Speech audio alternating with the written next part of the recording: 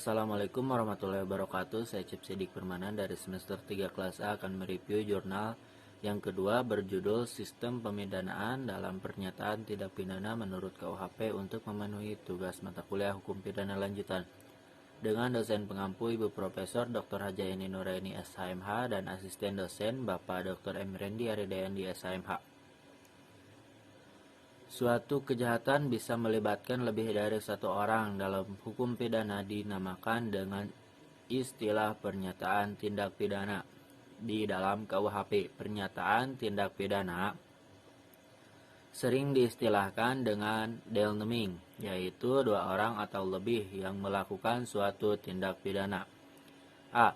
Bentuk-bentuk pernyataan di dalam tindak pidana pada kehidupan sehari-hari. Seringkali kita temukan berbagai macam tingkah laku seseorang, baik itu tingkah laku yang dapat diterima oleh orang lain dan tingkah laku yang tidak dapat diterima oleh orang lain, atau yang sering disebut suatu kejahatan.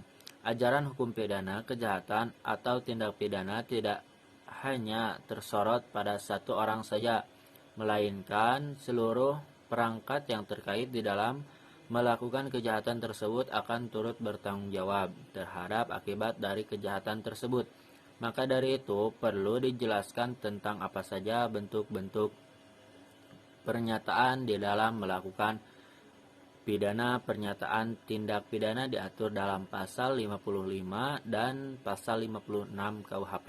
Berdasarkan pasal-pasal tersebut, penyertaan dibagi menjadi dua pembagian besar, yaitu A. Pembuat atau dader, pasal 55 KUHP, yang terdiri dari satu pelaku atau flagger, dua yang menyuruh lakukan atau den flagger, ketiga yang turut serta atau made flagger, empat pengajur atau witlocker, B. Pembantu atau made flagger. Pasal 56 KUHP yang terdiri dari satu pembantu pada saat kejahatan dilakukan, dua pembantu sebelum kejahatan dilakukan. B. Sistem pemidanaan terhadap penyertaan tindak pidana menurut KUHP. Sistem berasal dari Romawi. Menurut sistem, tiap-tiap peserta sama nilainya, sama kejahatannya, dan orang melakukan tindak pidana itu sendiri, sehingga mereka masing-masing juga dipertanggungjawabkan sama dengan pelaku pendirian.